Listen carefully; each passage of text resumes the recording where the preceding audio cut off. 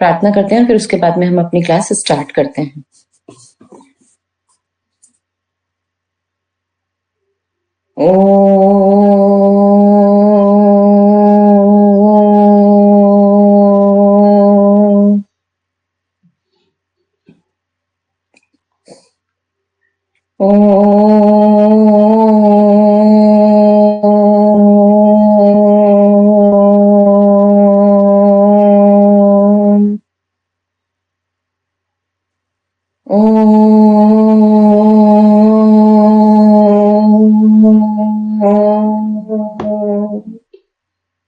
एक बार गायत्री मंत्र मेरे साथ। ओम भूर्भुवः स्वः तत्सवितुर्वरेण्यं भर्गो देवस्य धीमहि धियो यो नः प्रचोदयात्। सभी अपने हैंड्स रब करेंगे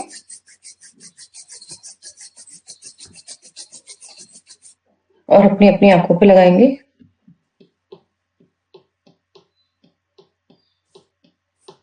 सभी को जय श्री कृष्ण। हम अपनी क्लास स्टार्ट करते हैं। कल हमने रोगों के बारे में, रोग क्या होता है, क्या परिभाषा है, WHO ने क्या परिभाषा दी है, स्वास्थ्य की क्या परिभाषा दी है, इसके बारे में पढ़ा था। हमने जाने थे कि क्या क्या कौन कौन से जैविक कारक होते हैं, कौन कौन से रोग कारक होते हैं जिसके कारण रोग होते हैं। शारीरिक और मानसिक और ये जो हमारे स्वास्थ्य के सामाजिक कारक हैं उनके बारे में पढ़ा था हमने।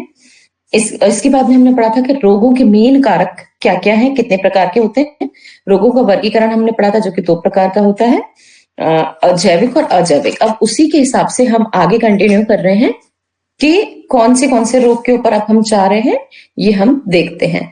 फर्स्ट जो हमारा टॉपिक इसके अंदर आता है वो है अनिद्रा रोग। कि अनिद्रा कैसा रोग है, क्या है, इसके बारे में हम पढ़ते हैं। आज हम यहाँ से स्टार्ट करेंगे, ठीक है। सभी आशा है सब लोग पढ़ के आए होंगे, आई होप। तो थोड़ा बहुत आपको अच्छे से समझ में आएगा कि क्या होती हैं ये सारी चीजें।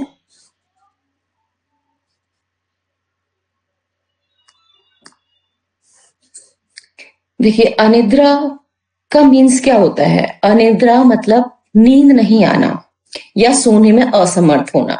अनिद्रा क्या है एक्चुअली में, क्यों नींद नहीं आई या नींद नहीं आना है, क्यों एक विकार के अंतर्गत ले जाया गया है, ये हमें समझने की आवश्यकता है कि नींद नहीं आना क्या है। कि या तो आप लंबे समय तक केवल सो ही नहीं पा रहे हैं, या फिर ये हो रहा है कि आप लेट भी जाते हैं, सब कुछ करते हैं, लटते पलटते रहते हैं, करवटें चेंज करते रहते हैं, पर नींद नहीं आती है और लगातार परेशानी आती रहती है काफी लंबे टाइम तक। जब आप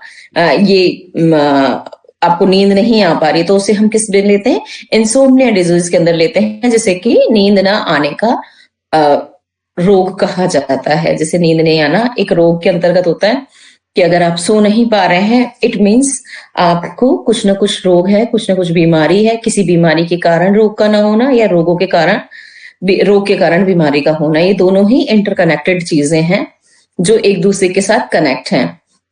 अनिद्रा या सोने में असमर्थता एक विकार है। विकार के अंतर्गत आ गया ना आना, जिससे नींद ना आना, लंबे समय तक ना सो पाने की समस्या से जाना जाता है। अनिद्रा में सामान्यतः संकेत और लक्षण दोनों में पाए जाते हैं। संकेत भी है, लक्षण भी है, दोनों ही चीजें हैं मैंने जैसे बताया, और ये दोनों इंटरकनेक्टेड हैं ये चीजें, नींद का ना आना और जिसमें सोने से लगातार परेशानी के साथ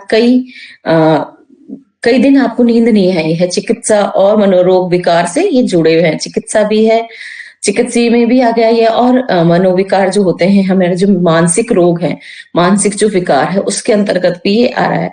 जब सोने के बाद हम जागते हैं तब विशिष्ट रूप से कार्यात्मक नुकसान होता है।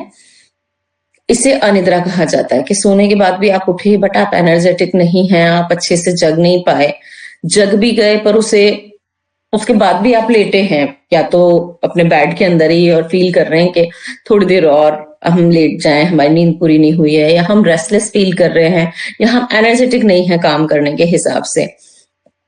ये वाली चीज अनिद्रा किसी भी उम्र में हो सकती है, लेकिन यह विशेषकर बुजुर्गों में बेहद सामान्य है। अब जैसे जैसे एज बढ़ती जाती है उसके साथ तो नींद थोड़ी कम हो जाती है, बट ये किसी भी एज के अंतर्गत हो सकता है और किसी भी रोग के कारण भी हो सकता है। रोग का कारण भी हो सकता है, लक्षण भी हो सकता है। अनिद्रा की अल्पावधि या तीव्र और चिरकालीन या दीर्घकालिक अनिद्रा में वर्गीकृत किया गया। दो में करा गया, अल्पावधि या फिर चिरकालीन, दीर्घकालिक। ये दोनों इसके टाइप्स इन्होंने बताए। तो अल्पावधि अनिद्रा क्या है?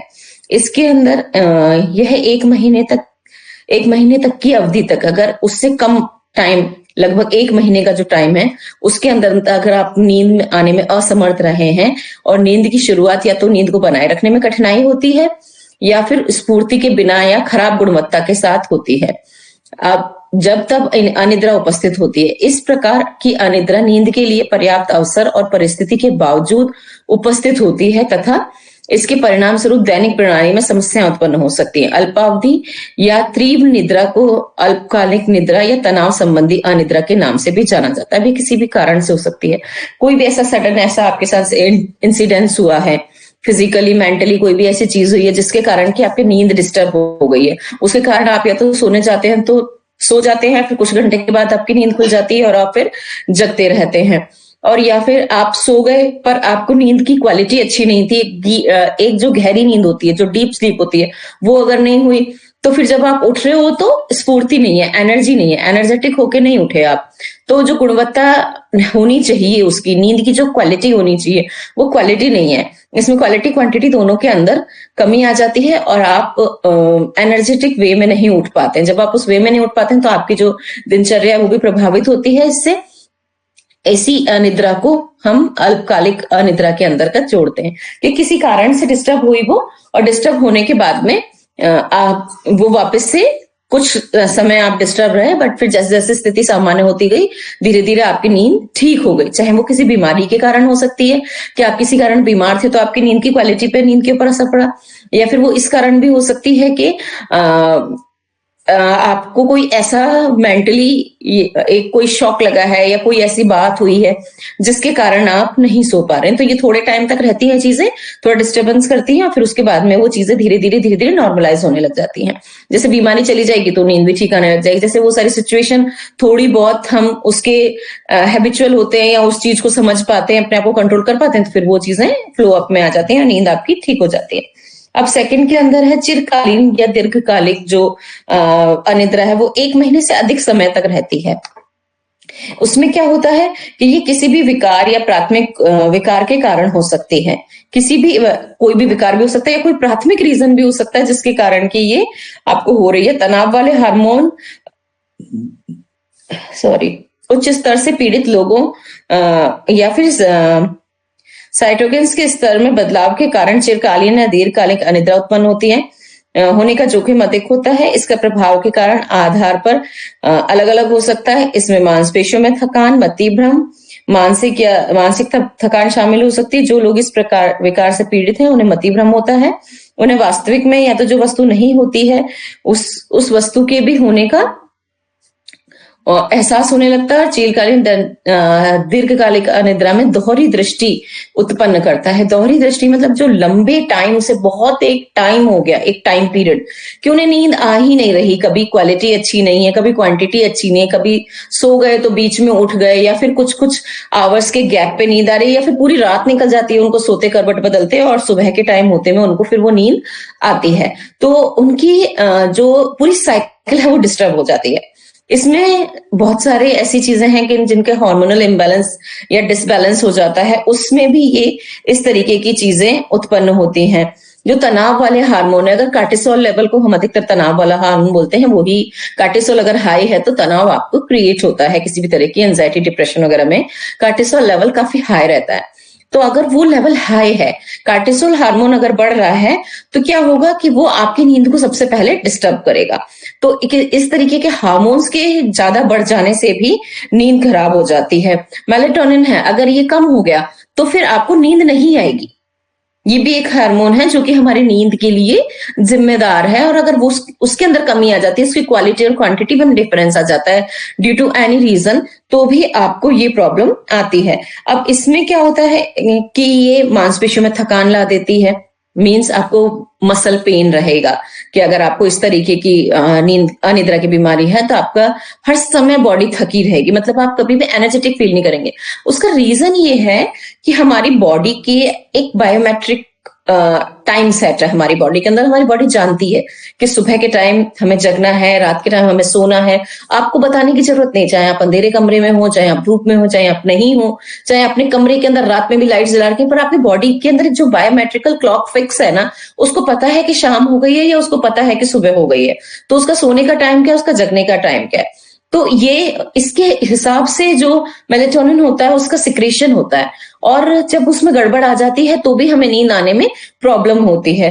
तो बहुत सारे लोग खुद भी इसको अपने आप खराब कर लेते हैं कि उन्होंने अपनी टाइमिंग्स खराब कर दी, रात देर रात तक काम कर रहे हैं, सुबह के टाइम तक सो रहे हैं। सुबह वैसे तो ब्रह्म मुहूर्त में जगना अच्छा कहा जाता है, पर अगर ब्रह्म मुहूर्त में नहीं जग रहे हैं तो एटलीस्ट 5 बजे, 5:30 बजे, लास्ट से लास्ट 6 बजे तो उठ ही जाना चाहिए, मतलब बिस्तर त्याग ही देना चाहिए। हमारे यहाँ कहते हैं कि अगर आप सूर्योदय के बाद जगते हैं तो आप अपनी बॉडी की पूरी साइकिल को डिस्टर्ब कर देते हैं। उसमें क्या होता है कि हमारी जो बॉडी है उसको तो पता है कि हमें किस समय पे जगना है, पर हम जब नहीं जग रहे हैं, उसको हम अपने दिमाग के हिसाब से अपनी बॉडी को जब चला रहे हैं और उसको उस टाइम पे सुला रहे हैं, तो बॉडी की जो पावर है, जो एनर्जी लेवल है, वो कम हो जाता है और उसमें वो प्रॉपरली वर्क नहीं कर पाती। जब आप सूरज निकलने के आधे घंटे बाद तक भी नहीं जगते हैं तो आपके पूरे शरीर में पेन रहेगा, आप थके थके रहोगे और उनींदे रहोगे, मतलब इतनी लेट तक सोने के बाद भी फ्रेशनेस नहीं आएगी आपकी बॉडी के अंदर। तो ये जो सोने के टाइमिंग्स हैं और जगने के टाइमिंग्स हैं वो भी बहुत ज्यादा मैटर करते हैं हमारी अनिद्रा वाले रोल के अंदर, कि अगर आपने इस तरह से सेटअप कर दिया है तो वो सब गड़बड़ हो जाएगा। और ये भी रीजन डिप्रेशन के और एंजाइटी के, तनाव के माहौल के बन जाते हैं और उनके कारण फिर नींद नहीं आना वाली सिचुएशन डेवलप हो जाती है। तो आजकल का जो काल है उसमें तो वैसे ही बहुत सारी तरीके की टाइप्स ऑफ स्ट्रेस, एंजाइटी और ये सारी चीजें हैं, तो इसमें हमें अपने जो दिनचर्या है उसको बहुत ज्यादा मैनेज करके रखने की जरूरत है कि किस टाइम सोना है, किस टाइम जगना है, एक लाइट एक्सरसाइज करनी है हमें अच्छी नींद के लिए, तो वो भी बहुत ज्यादा जरूरी है। कौन कौन से योगासन्स करने हैं, कैसे प्राणायाम करने हैं जिससे हमारी नींद बेटर हो जाए, तो उसको भी हमको फॉलो करना चाहिए। पर जब हम नहीं करते हैं तो ये सारी चीजें आ जाती हैं। अब इसमें चिरकालीन में जो ये शारीरिक थकान के बारे में बात हुई है, जो मांसपेशियों में दर्द के लिए बात हुई, इसलिए मैंने आपको बताया कि मांसपेशियों में दर्द किस तरीके से होता है। जो मति भ्रम वाली जो स्थिति है, मानसिक थकान भी शामिल है। मानसिक थकान तो होगी ही, शारीरिक थकान है ही। मानसिक थकान इसलिए कि सो ही नहीं पाए। नींद किस लिए होती है? हमारी बॉडी को रिजुनेट करने के लिए। तो जो दिन भर में आप काम करते हैं उसकी थकान उतारती है, और रात भर में बॉडी के हर अंग का एक टाइम फिक्स होता है कि इस अंग में इस टाइम में ये अंग अपना ये काम करेगा, अपनी बॉडी को अपने जो पार्ट है उसको डिटॉक्सिफाई करेगा, उसके सुचारू रूप से कार्य करने के लिए, नेक्स्ट डे के लिए, और उसको प्रॉपर्ली रेस्ट भी मिलना चाहिए इतने आवर्स का, कि इतने आवर्स का गैप होना चाहिए, इतने आवर्स को उसको रेस्ट मिले, इतने आवर्स में वो डिटॉक्सिफाई, इतने आवर्स में वो रीजनरेट करे। इन सब का एक प्रॉपर टाइम फिक्स है। तो जब हम उस टाइम पे काम नहीं करते हैं और हम उसे टाइम से सोने के लिए नहीं भेजते हैं, या किसी भी कारण से हम सो नहीं पाते हैं, तो फिर ये हमें मांसपेशियों में जो थकान है, आलस है, उनींदीपन है, स्फूर्ति नहीं होना है, एनर्जी नहीं होना, ये सारी चीजें आती हैं। और मति भ्रम इसके अंदर जो चिरकालीन वाली है उसके अंदर मति भ्रम पैदा होता है। मति भ्रम मीन्स कि जो चीज है ही नहीं आप उसका इल्यूजन करने लग जाते हैं, मतलब इमेजिनेशन में उसको सोचने लगता है। और कई बार क्या होता है कि ऐसे लोग जब रात को तो ढंग से सो नहीं पाए, पर जिस टाइम वो सो करके जगे और उनसे अगर आपने कुछ बात कही या कुछ पूछा गया तो वो आंसर तो कर देते, पर वो जानते ही नहीं कि उन्होंने आंसर कर दिया। ऐसे कुछ केसेस मेरे पास आए कि वो लोग बोलते हैं कि हमसे मम्मी ने कब पूछा, या जो भी उनके XYZ उनके साथ रिलेशन है, वो अगर जब पूछते हैं कि हमसे कब पूछा गया, हमें नहीं याद है कि हमसे क्या बात हुई। और जो सामने वाला पर्सन है वो बोलता है कि इसने तो बहुत अच्छे से आंसर दिया था कि ये नहीं, ऐसे नहीं, ये काम कर लो, वो काम कर लो, और फिर इसको याद नहीं है क्योंकि वो बोलती है मुझे तो पता ही नहीं कि ऐसा कब हुआ। हाँ, मुझे ऐसा लगा था, सपना मुझे आया था कि शायद सपने में कोई मेरे से पूछ रहा है और मैंने आंसर किया है। इट मीन्स उसको तो पता ही नहीं है, मति भ्रम हो गया, उसको तो मालूम में नहीं है, ब्रेन फॉगिंग हो गई कि उसके ब्रेन को पता नहीं है बट उसने कुछ आंसर कर दिया। ब्रेन एक्चुअली में सो रहा है और उसने कुछ भी इमेजिनरी, या तो जो चीज हुई नहीं उस चीज को वो उठ करके पूछता है कि ये बात हुई थी क्या, अच्छा कोई आया था क्या, अच्छा ये सब सिचुएशन हुई थी क्या। ये सब मति भ्रम जैसी स्थितियां उत्पन्न हो जाती हैं। इस तरीके की नींद, अगर चिरकालीन वाली नींद के आपको प्रॉब्लम है, नींद नहीं आने वाली अनिद्रा की प्रॉब्लम है, तो ये सारी स्थितियां उत्पन्न हो जाती हैं।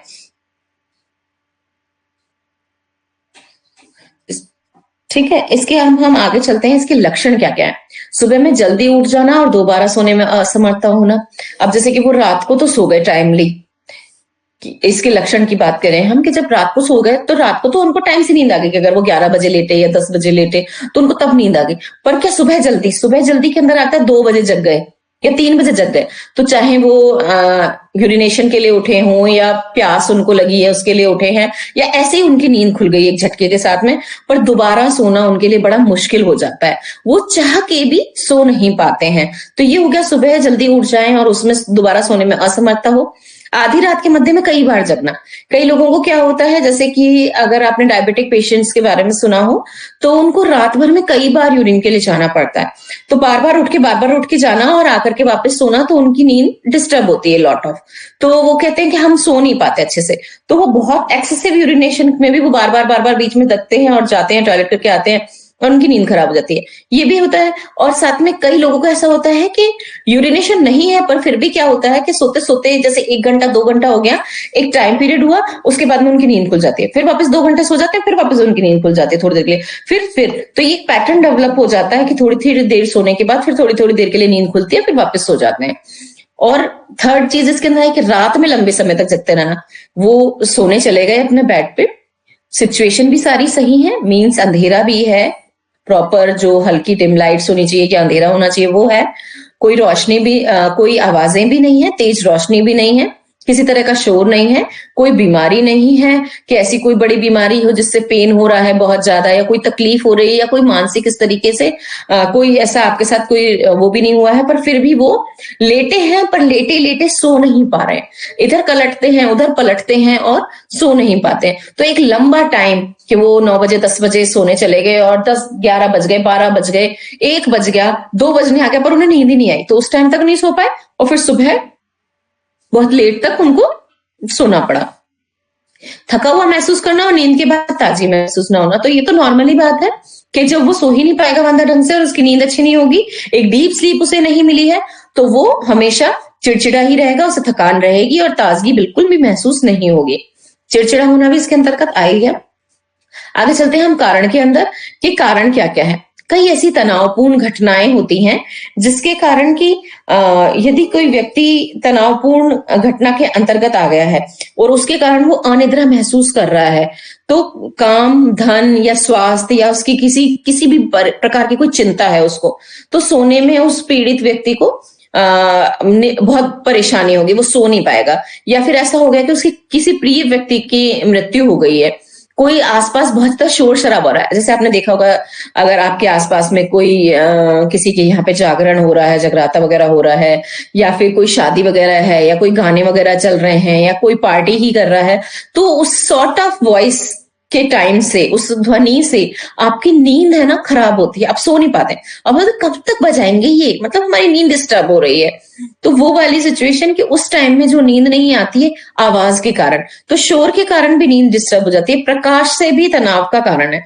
अब क्या है, अगर आप कभी भी चेक कीजिएगा कि आप सोना चाहते हैं और आपने बिल्कुल जो आपकी फेशियल साइड है वो आपने लाइट की तरफ कर दी है, लाइट फेसिंग है आप, तो आप सो नहीं पाएंगे, बहुत देर भी लेटे रहेंगे, बहुत देर भी लेटे रहेंगे, अलट पलट करते रहेंगे, पर जैसे ही वो तेज लाइट आपकी आंखों के ऊपर आती है तो आप सो नहीं पाते। तो इतनी तेज लाइट भी तनाव क्रिएट करती है और प्रकाश, ज्यादा तेज प्रकाश तनाव क्रिएट करेगा और आपको नींद नहीं आ पाएगी, तथा इनके कारण और आप रात में जागते रहते हैं। इन सभी कारणों से क्या होता है, आप रात में जागते रहते हैं। मानसिक रोग में अंतर्निहित समस्याएं सोने के पैटर्न को भी प्रभावित करती हैं।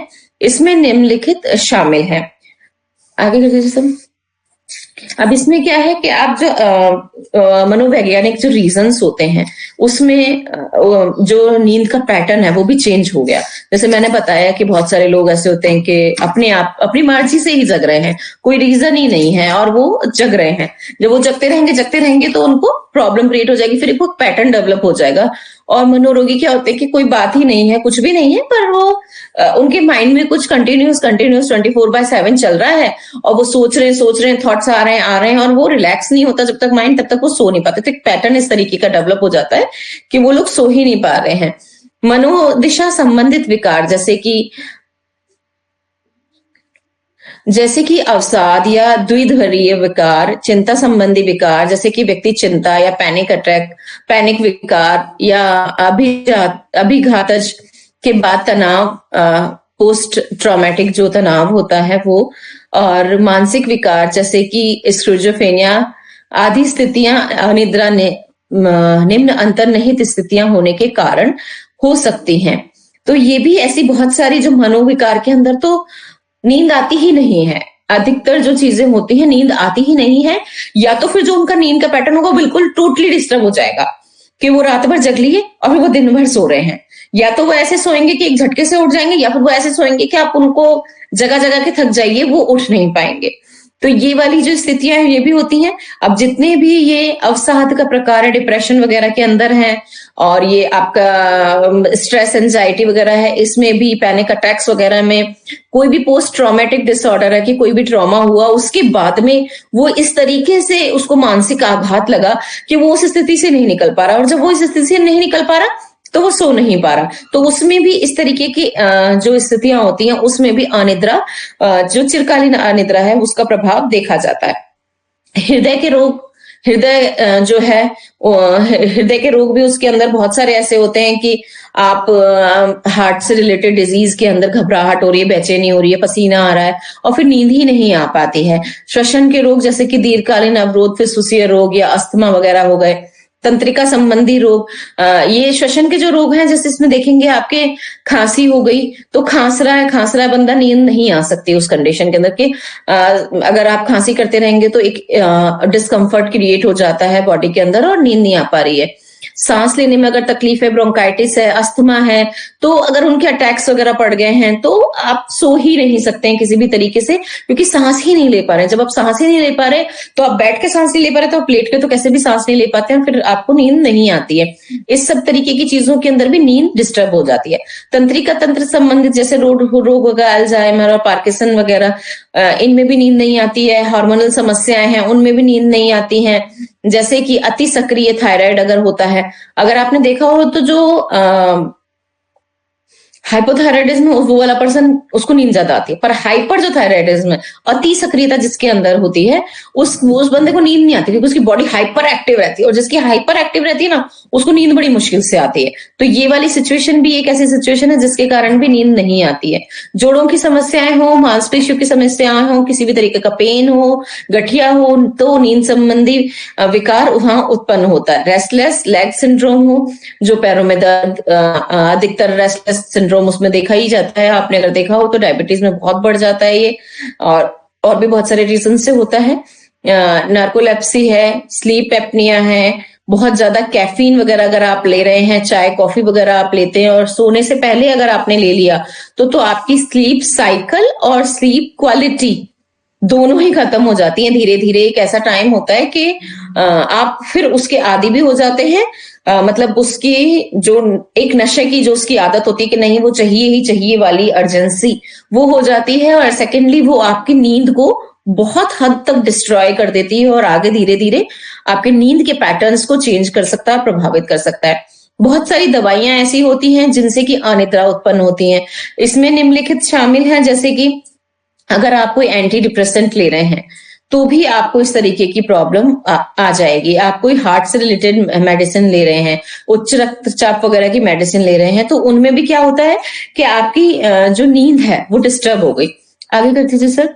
ये कई सारी ऐसी मेडिसिन हैं जिनका जो साइड इफेक्ट है, उसका साइड इफेक्ट ही ये है कि वो आपको आपकी नींद को खराब कर देगा। क्वालिटी एंड क्वांटिटी बोथ, वो दोनों चीजों को डिस्टर्ब कर देते हैं और फिर आपको नींद नहीं आएगी। इसमें बहुत सारी टाइप्स ऑफ मेडिसिन लिखी हुई हैं, पढ़िएगा, सैल्ब्यूटामॉल वगैरह, ये सारी चीजें ऐसी हैं जिनसे आपकी नींद की क्वालिटी डिस्टर्ब हो जाती है। अब आते हैं हम प्रबंधन पे, कि ये तो सारे हो गया कि कारण क्या है, प्रकार क्या है, किस किस कारण से आपको ये अनिद्रा वाली चीज उत्पन्न हो रही है, और होती क्या है अनिद्रा, और कितने प्रकार की होती है। अब है कि इसका प्रबंधन हमें किस तरीके से करना है, कि किस तरीके से इससे हम आपको आगे ले जा सकते हैं, ठीक कर सकते हैं, और अपनी नींद की क्वालिटी, नींद का पैटर्न, नींद की क्वांटिटी, सभी को ठीक कर सकते हैं। तो जो संज्ञानात्मक और व्यवहार उपचार, संज्ञानात्मक व्यवहार उपचार, सीबीटी जो है, मतलब कोजेंटल बिहेवियर थेरेपी, ये निद्रा का उद्देश्य क्या है, अनिद्रा में योगदान देने वाले असहायक विचारों और व्यवहारों में बदलाव करना। ये बिहेवियर थेरेपी ही बहुत अच्छा काम करती है। हम जब कोजेंटल बिहेवियर थेरेपी सीबीटी देते हैं लोगों को, उनसे बातें करी जाती है, थेरेपी के अंतर्गत आता है, और उसके अंदर क्या है कि हम जब उसको देते हैं तो उसको नींद की क्वालिटी उसकी बढ़ती है, क्वांटिटी बढ़ती है, और जो उसका पैटर्न है वो जो चेंज हो गया, उस पैटर्न को रीसेट किया जाता है। तो जब पैटर्न रीसेट हो जाता है तो ये दोनों ही चीज इंक्रीज होकर के आपकी जो नींद है वो नेचुरल तरीके से ठीक होती है। मतलब उसके लिए आपको कोई मेडिसिन नहीं लेनी पड़ रही है, सिर्फ एक थेरेपी वे है जिससे है समझा के, बता के, और उनको सारे वेज बता के, सारी चीजें बता के मेहनत करनी पड़ती है इसके अंदर, पर बिना किसी दवा के आप उन सब चीजों को ठीक करके ले जा सकते हैं। यदि कोई व्यक्ति नहीं सर अभी रहने दीजिए, थोड़ा सा, बस हाँ ठीक है। सामान्यतः सीबीटी की सिफारिश की जाती है बहुत सारी चीजों के अंदर। यदि कोई व्यक्ति सप्ताह में 4 सप्ताह से अधिक समय तक नींद नहीं आने की समस्या से पीड़ित रहता है, मतलब 4 सप्ताह मीन्स लगभग 1 मंथ, आप मान लीजिए 1 महीने में लगभग 4 सप्ताह ही होते हैं। तो अगर 1 महीने तक लगातार आपको नींद नहीं आई है तो सीबीटी जरूर करवानी चाहिए, आपको सीबीटी थेरेपी के लिए जाना चाहिए। उससे आपको बहुत ही ज्यादा फायदा मिलेगा और नींद के जो पैटर्न्स हैं आपके चेंज हो जाएंगे और आपको आराम मिलेगा। इसमें शामिल है उत्तेजना नियंत्रण थेरेपी भी होती है, स्टिमुलेशन कंट्रोल थेरेपी, जिसका उद्देश्य नींद के साथ बेडरूम में सहयोग और सुसंगत नींद और जागने के पैटर्न्स को स्थापित करने में मदद करना होता है। और नींद प्रतिबंधी थेरेपी, बिस्तर पर सोने जाने के समय को सोने के लगभग समय तक सीमित करें। शुरुआत में नींद हल्की होगी, लेकिन फिर धीरे धीरे उसका टाइम बढ़ जाएगा और आपकी नींद में सुधार होगा। अभी ये जो नींद प्रबंधन वाली थेरेपी है, ये तो मेन है इसके अंदर।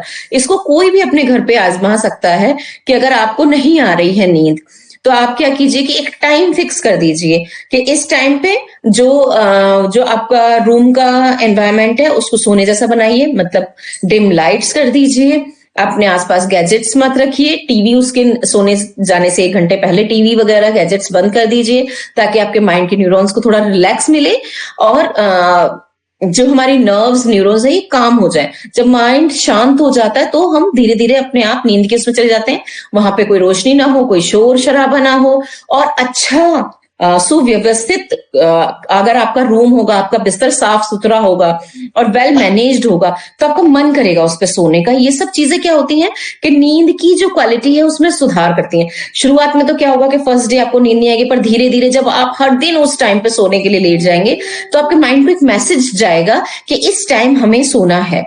तो उस बिहेवियर उसके अंदर लगभग इसको पूरी तरह से सेट होने में 21 डेज का टाइम लग जाता है, पर वो इतनी अच्छे से काम करता है कि धीरे धीरे हर दिन की स्वास्थ्य क्वालिटी बढ़ती जाती है। और 21वें दिन तक आप देखते हैं कि जैसे ही टाइम होना स्टार्ट होता है, वो वाला है आपने 9 बजे रखा है या 10 बजे रखा है, 11 बजे रखा है, आपको उससे पहले से नींद का एहसास होने लग जाता है कि अब मुझे नींद आ रही है और अब मेरी नींद का टाइम हो गया है। इसीलिए पहले से हमेशा से ये टाइम रखा जाता था कि जब अपना दिनचर्या उसको फिक्स रखिए कि इतने बजे खाना खाना है, इतने बजे तक अपना काम खत्म कर देना, इतनी बजे हमें जो हल्की सी जो एक वॉक बताई जाती है कि सप्तपदी, बस केवल आपको 100 कदम ही वॉक करना है खाना खाने के बाद, क्योंकि अगर इससे ज्यादा आप वॉक करेंगे तो आपकी बॉडी क्या होगी, एक्टिवेट हो जाएगी, और एक्टिवेट हो जाएगी तो नींद नहीं आएगी। तो हमें एक्टिवेट नहीं करना है उसको, हमें क्या करना है, उसको काम करना है बस केवल। और काम करने के लिए और थोड़ा सा पद संचालन, केवल 100 कदम का पद संचालन, ताकि खाना खाते ही नहीं लेटना चाहिए, उसके डाइजेशन के लिए भी अच्छा होता है और हमारे लिए, हमारे नींद आने के लिए भी हमारे को वो प्रमोट करता है,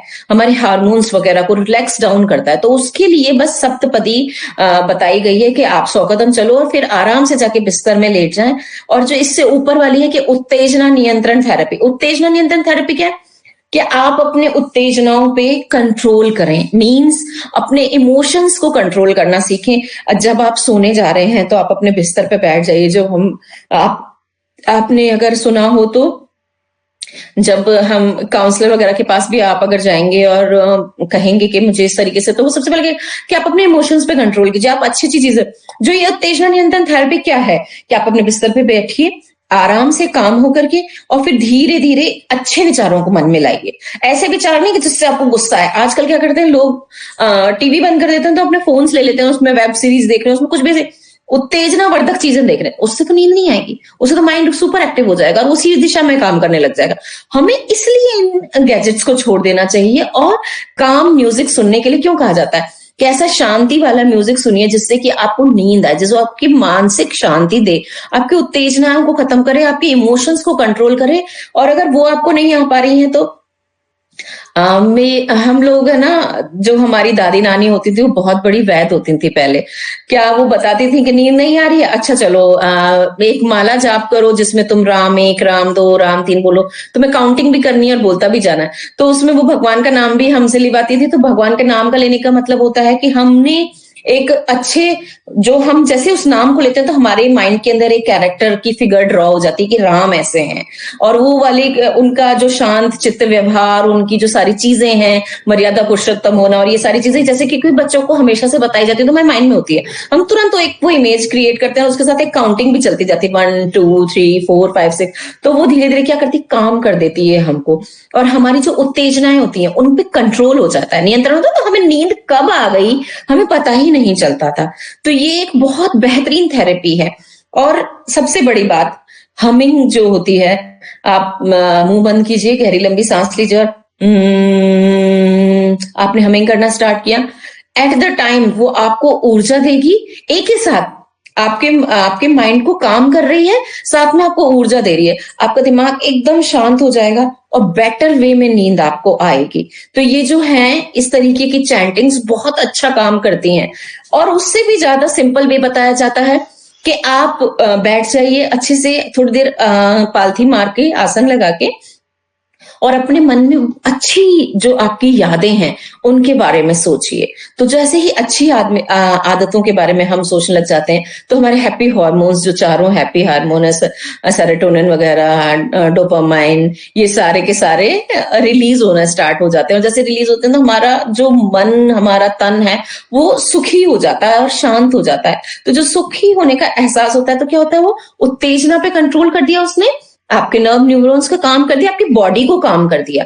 अब आप लेटेंगे ना तो आपको बेटर स्लीप आएगी, क्वालिटी बढ़ेगी प्लस क्वांटिटी बढ़ेगी और आप इस अनिद्रा से आपको धीरे धीरे छुटकारा मिल जाएगा। थोड़ा टाइम लगता है इन सब चीजों को सोचने में, क्योंकि कई बार क्या होता है कि जब हम आंख बंद करते हैं तो हम वो चीज सोच ही नहीं पाते हैं जो हम सोचना चाहते हैं। पर अपने विचारों पे कंट्रोल करना ही सबसे बड़ी चीज है। तो अगर जब हम उसको कंट्रोल करना सीख जाते हैं धीरे धीरे, हाँ थोड़ा मुश्किल होता है। और अगर कुछ ऐसी सिचुएशन होती है जिनके कारण जो ट्रॉमास वगैरह हैं सब, तो वो चीजें जैसे ही हम आंख बंद करते हैं तो हमें वो वाली चीजें याद आती हैं। बट बेटर है कि आप एक अच्छी इमेज, आप एक अच्छी मेमोरी को लेके आए जो कि आपको सुख दे रही है। तो उससे इन चीजों को, जो उत्तेजना है उसको नियंत्रण करा जा सकता है और इस थेरेपी को इस तरीके से काम में हम लेते हैं। अब आ गया है कि विरोधाभास विश्राम परीक्षण, जो फोर्थ है विश्राम परीक्षण। इसका उद्देश्य तनाव को कम करना और हस्तक्षेप करने वाले विचारों को कम करना जो कि नींद में बाधा उत्पन्न करते हैं। तो माइंड को जो विश्राम अवस्था में ले जाना। अब जो मैंने जितने भी टॉपिक डिस्क्राइब करे हैं उसमें अभी तक यही बताया है कि अपने दिमाग को विश्राम की अवस्था में कैसे ले जाएं, मतलब उनको काम कैसे करें। तो यही है कि विरोधाभास वाले जो हमारे विचार हैं उनको कम कर दो, जो आकर के इंटरफेयर कर रहे हैं बार बार आपकी नींद के अंदर, उनको थोड़ा कम करके आप अच्छे विचारों को जैसे लेंगे तो वो काम कर देंगे। और आपका जो विश्राम वाला जो परीक्षण है जो इसको डिस्क्राइब कर रहा है वो वाली स्थिति आ जाएगी, आपको नींद आ जाएगी। विरोधाभास पूर्ण, नेक्स्ट है विरोधाभास पूर्ण विचार, जागते रहने और सोते रहने कि किसी भी विचार से बचने की कोशिश करें, कि आप ये नहीं सोचेंगे मुझे तो नींद ही नहीं आती, मुझे तो नींद ही नहीं आती, मुझे तो नींद ही नहीं आती, या फिर मैं जगूंगा कब, कैसे, कितने बजे जगना है, कैसे करना है, अब नींद नहीं आएगी तो सुबह जगूंगा कैसे। ये दोनों विरोधाभासपूर्ण व्यवहार है आपका, कि ये भी सोच रहे हैं, ये भी सोच रहे हैं, दोनों एक दूसरे को काट रहे हैं। कि अगर नींद आ रही है तो हम सोने का सोच रहे हैं, सो रहे हैं तो हम नींद का जगने का सोच रहे हैं। तो ये वाली बात है, विरोधाभासपूर्ण विचार नहीं आने चाहिए, इन सब में हमें बचना चाहिए। इसका उपयोग केवल तभी होता है जब किसी को परेशानी हो रही है, लेकिन नींद को बनाए रखने में नहीं होता है। ठीक है, नेक्स्ट आगे कर दीजिए सर थोड़ा। अभी आज हमने अनिद्रा को डिस्कस किया, थोड़ा सा ही टाइम बचा है, थोड़ा हम बुखार के बारे में पढ़ लेते हैं कि बुखार क्या होता है। वैसे तो हमने अभी जब रोगों के बारे में पढ़ा था तो हमने पढ़ा ही था कि बुखार कोई बीमारी नहीं है ना। बुखार सच में कोई बीमारी नहीं होता है, हमें बस वो समझने की जरूरत है। डिस्कस हम इसे कल करेंगे, बस थोड़ा सा इसके बारे में बता रही हूँ कि बुखार कुछ होता नहीं है, ये एक बीमारी नहीं है, बस एक लक्षण है, एक इंडिकेटर है जो हमें बता रहा है कि आपकी बॉडी सिक है, आपकी बॉडी में कहीं ना कुछ डिस्टरबेंस आ रहा है, इसके कारण बुखार आता है। बुखार से रोगी बेचैन हो जाता है, धड़कनें बढ़ जाती हैं, पसीना आता है, ये सारी चीजें फीवर के अंदर होती हैं, जो कि किसी भी और बीमारी के भी इंडिकेटर्स हो सकते हैं। उपचार इसमें क्या है कि आप हल्का कपड़ा पहना दीजिए उसको। हम कहते हैं ना कि फीवर आ गया है, हल्के कपड़े पहना दो उसको, सॉफ्ट कॉटन क्लोथ्स जिनसे हवा आर पार जाए, ऐसे कपड़े उनको पहना देने चाहिए, और जिससे कि उसको फुल वेंटिलेशन मिले। कंबल वगैरह नहीं उड़ाने चाहिए, साफ हल्की कॉटन की चादर आप उसको उड़ा सकते हैं। अगर कंबल उड़ा देंगे तो जो अंदर की गर्मी है, वैसे ही बॉडी से हीट पैदा हो रही है, और फिर कंबल उड़ाएंगे तो परेशानी क्रिएट हो जाएगी और ज्यादा उसका फीवर बढ़ सकता है।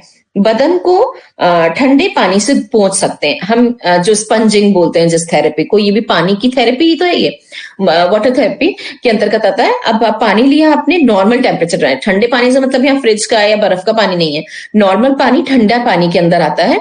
आपने ठंडे पानी की कॉटन की तौलियाएं ली, उसको अच्छे से टाइट से निचोड़ा और उससे उसकी बॉडी को स्पंज किया जा रहा है, मीन्स पोंछा जा रहा है, तो वो उसकी गर्मी को सोख के ले आता है अपने साथ, उसको फिर धोया और फिर वापस उसकी बॉडी को पोंछा, धीरे धीरे वो टेम्परेचर को नीचे ले आता है नेचुरल वे के अंदर, और बुखार थोड़ा कम हो जाता है। पानी में थोड़ा सा नमक डालकर थोड़ी थोड़ी देर पे पिलाएं, इसलिए क्योंकि जब बॉडी के अंदर हीट जनरेट हो रही है तो अंदर से डिहाइड्रेशन होने का खतरा रहता है, तो हल्का सा एक चुटकी नमक डाल करके आप उसे बार बार पिलाएंगे तो जो उसके इलेक्ट्रोलाइट्स बैलेंस जो है, बॉडी का बैलेंस, वो बना रहेगा। तो इस चीज के लिए ये करा जा सकता है। बस सबसे बड़ी बात है, हमें पता लगाना चाहिए कि बुखार हमें क्यों आया, because it is a indicator not a disease. तो उसे डिजीज वाले उसके अंदर नहीं लेना चाहिए। हाँ, कुछ चीजों में ऐसा होता है कि बुखार ही बहुत तेज बुखार आ रहा है, जैसे कि अगर आपको अब ये देखिए, मैं एक एग्जांपल बताती हूँ कि बुखार एक इंडिकेटर की तरह काम करता है। टाइफाइड, टाइफाइड क्या है? टाइफाइड है आंतरिक ज्वर, मतलब वो आंतों का ज्वर है। ये इंडिकेट कर रहा है कि हमारी आंतों में प्रॉपर आंतों की सफाई नहीं हो रही है और हमारे आंतें काम नहीं कर रही हैं। तो वो इंडिकेट करता है बार बार फीवर आकर के कि तेज फीवर आ रहा है, और वो इंडिकेट कर रहा है कि आपको आंतों के अंदर प्रॉब्लम है। अब वो क्या है? वो इंडिकेटर था फीवर आना, कि उसने बताया वो हो रही है चीजें अंदर, पर आपने केवल बुखार को अगर एक टैबलेट खा के रोक लिया, वहीं पे सप्रेस कर दिया, तो वो वहीं रुक गया। वो फिर आपको बता नहीं पाएगा कि आपको टाइफाइड हो रहा है। फिर तो आप जब टेस्ट कराएंगे तब आपको मालूम पड़ेगा कि हाँ जी आपको टाइफाइड है, आप बुखार बुखार समझते रह जाएंगे। तो टाइफाइड क्या है? ये सारी चीजें। अब जैसे कि आपको चिकनगुनिया हो गया या डेंगू हो गया या चिकन पॉक्स होने वाला है, उसमें पहले से इंडिकेटर आता है फीवर का, हमें बताया जा रहा है कि हाँ बॉडी के अंदर कुछ चेंजेस हो गए, बॉडी के अंदर कुछ ना कुछ अंदर चल रहा है। अभी वो इंडिकेट तो कर रहा है फीवर आके, पर आपने बुखार की एक गोली, एक पैरासिटामोल लेकर के आप उसको दबाए जा रहे हैं, तो वो वहीं पर सप्रेस हो जाएगा, फिर वो आपको इंडिकेट नहीं कर पाता है, और हम उसको बहुत लाइटली ले जाते हैं। फिर वो छोटी छोटी बीमारियां एक बड़े रूप में, भयानक रूप में सामने आती हैं। जैसे कि हम पहले ये बात कहते थे कि जो ये बुखार है वो अपने आप आके चला जाएगा, या फिर उसको आपने उस तरीके से किया तो ठीक हो जाएगा, उसमें थोड़ा सा श्रम किया, उठे चले, घूमे फिरे, और हमने उसके लिए हमने काढ़े पिए, तो हमारी बॉडी में जब काढ़े जाते हैं तो डिटॉक्सिफाई करता है बॉडी को अंदर से क्लियर करता है। जब आप कुछ भी चलते फिरते हैं बुखार के अंदर थोड़ा बहुत श्रम करते हैं तो क्या होता है, पसीना आता है, निकल जाता है, तो वो भी टॉक्सिन्स निकल गए आपकी बॉडी के, कुछ आपको आराम मिला, बॉडी हल्की फील हुई। तो उस तरीके की चीजें ना करके एक गोली खा के उस बुखार को वहीं दबा देना, उस पेन को वहीं दबा देना बेकार है। उसके लिए आपको इंडिकेटर्स पता, उसके लिए आजकल डायग्नोस करने के लिए तो बहुत सिंपल वे है कि कुछ टेस्ट किए जाएं और सारी चीजें निकल करके सामने आ जाती हैं कि आपको किस कारण से फीवर है। तो हमें फीवर के कारण का पता लगाना चाहिए, नहीं ना कि फीवर को एक बीमारी मान के उसको दबा देना चाहिए। ये मेन पॉइंट ऑफ व्यू है मेरा, कि हमें वो एक इंडिकेटर की तरह, हमारी बॉडी सब कुछ बोलती है, बस हम सुनते नहीं हैं, ठीक है ना। तो बॉडी तो आपकी सुन ही नहीं रही है, बॉडी तो बता रही है पर आप सुनने के लिए तैयार नहीं है। जब आप नहीं सुनेंगे तो प्रॉब्लम क्रिएट होगी।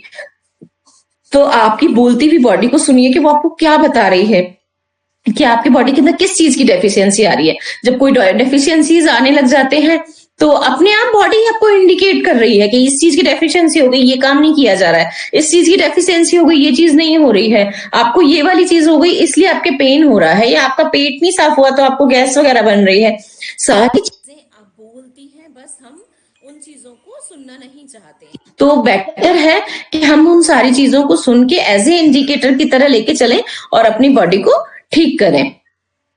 ठीक है, अब हमारे पास 3-4 मिनट रह गए हैं, क्लास ओवर होने को है, तो आगे तो हम कल पढ़ेंगे। जो ये हमारा सर दर्द और अर्ध कपारी है, यहाँ तक प्लीज पढ़िएगा, और कुछ नहीं अगर समझ में आया है या फिर कोई भी क्वेश्चन है तो पूछ लीजिए मेरे से। किसी का भी कोई भी क्वेश्चन है तो ले सकते हैं, 5 मिनट हमारे पास टाइम है अभी, 4-5 मिनट पूछना है कुछ आपको, किसी को।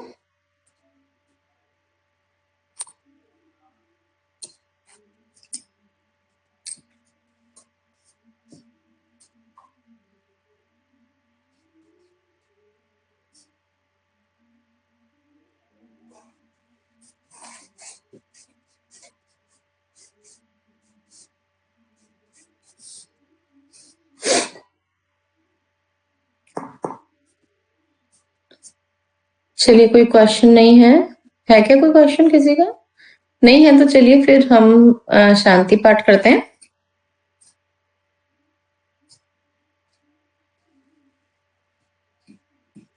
और आज की क्लास को यहीं एंड करते हैं। पढ़िएगा, पीडीएफ्स आप सबके पास हैं इसको, और आप ऋषिकुल योगपीठ के चैनल को यूट्यूब पे भी आप उसको सब्सक्राइब कर सकते हैं, वहां पे आपको सारी वीडियोस मिल जाएंगी। अगर आपने नहीं, अगर कोई भी क्लास आपके मिस हो जाती है, आपके समझ में नहीं आता, आप सब्सक्राइब कीजिए, आपके पास नोटिफिकेशन आएगा जैसे ही न्यू ये वीडियोस डाली जाती हैं। सारी वीडियोस वहां अवेलेबल हैं, जो भी वीडियो आपको देखनी है सब्सक्राइब करके रखिए, आपके पास नोटिफिकेशन आता जाएगा, आप उसको पढ़ सकते हैं।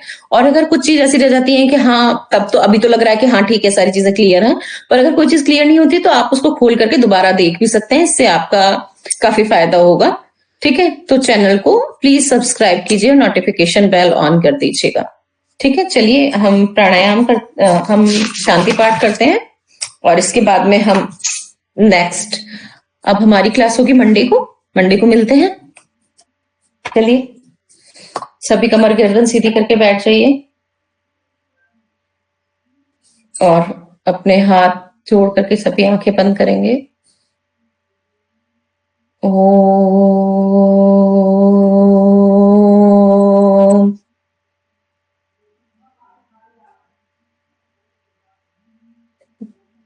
शांति शांति शांति, सर्वरिष्ट सुशांतिर्भवतु।